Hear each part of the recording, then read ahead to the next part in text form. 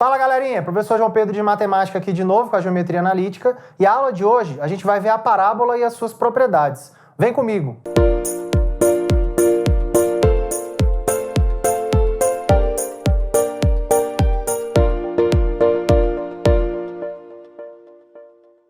Fala galerinha, professor João Pedro de Matemática aqui de novo com a aula de geometria analítica. E hoje a gente vai estudar a parábola e as suas propriedades. Então vamos lá. Primeira coisa, o que é uma parábola? A parábola nada mais é do que um conjunto dos pontos do plano cuja distância a um determinado ponto F, que a gente chama de foco, é igual à sua distância a uma determinada reta L, que a gente vai chamar de reta diretriz. Sendo que esse foco ele não pode pertencer a essa reta L.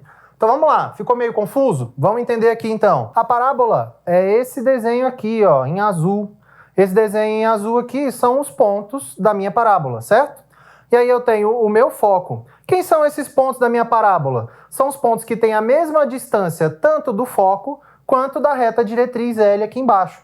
Então todos esses pontos aqui da minha parábola têm a mesma distância tanto do foco quanto da reta diretriz, beleza? Então vamos lá. Vamos agora para as propriedades dessa minha parábola. Primeira coisa que a gente já viu é que ela tem um foco, que é esse ponto F aqui. Esse é o foco da minha parábola. A gente tem as retas focal, que é a reta que contém esse foco, que é essa reta aqui que está na minha vertical, reta focal, e eu tenho a minha reta diretriz, que é essa reta aqui embaixo, certo? E aí eu tenho também o meu vértice, que é exatamente o ponto que é a interseção entre a minha parábola e a minha reta focal. Fica bem aqui no meio. E eu tenho o meu parâmetro, que a gente chama de 2P.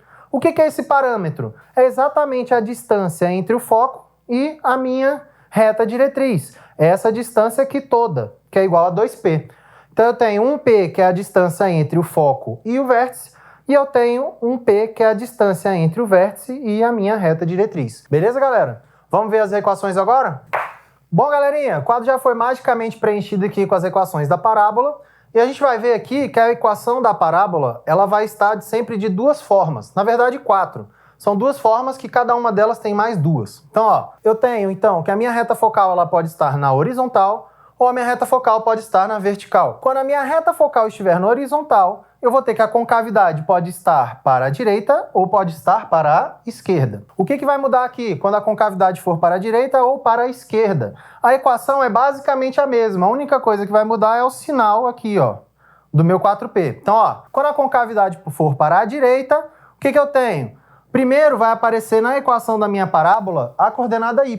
Então vai ficar y, que é a coordenada do ponto genérico da minha parábola, menos a coordenada y do meu vértice. Então, y menos y do vértice ao quadrado vai ser igual a 4p, aqui positivo, vezes a diferença aqui, ó, entre as coordenadas x do ponto genérico da minha parábola e do meu vértice, também elevados ao quadrado. Então eu tenho aqui, ó, essa é a equação da concavidade para a direita. Para a esquerda é basicamente a mesma coisa, só mudando de sinal. Então, ó, concavidade para a direita, tá virada para lá, ó, a boca dela tá para lá. Concavidade para a esquerda, a boca dela tá para cá. Só vai mudar o sinal. Y menos y do vértice ao quadrado é igual a menos 4p, que multiplica x menos o x do vértice também elevado ao quadrado. E aí, quando a reta focal estiver na vertical, que é o que normalmente a gente estuda quando está no primeiro ano, que vai ver a equação do segundo grau. Na equação do segundo grau, a gente só vê esse caso aqui, que é quando a reta focal está na vertical. Quando que isso acontece, então? Tenho concavidade para cima e tenho concavidade para baixo. Quando a concavidade está para cima, ó, aqui eu tinha que primeiro vinham as coordenadas y. Agora está vindo primeiro a coordenada x. X menos o x do vértice ao quadrado tem que ser igual a 4p, que multiplica y menos o y do vértice elevado ao quadrado. E aí eu tenho a concavidade para cima, que é a carinha feliz, né? Tá aqui o sorrisinho, né? Concavidade para baixo, mesma coisa da de cima, só que muda o sinal. Ao invés de 4p positivo, aqui vai ser 4p negativo. Continua, x menos x do vértice ao quadrado igual 4 menos 4p vezes y menos y do vértice elevado ao quadrado. E aí eu vou ter a carinha triste aqui, certo? Beleza, galera? Espero que vocês tenham entendido e até a próxima aula.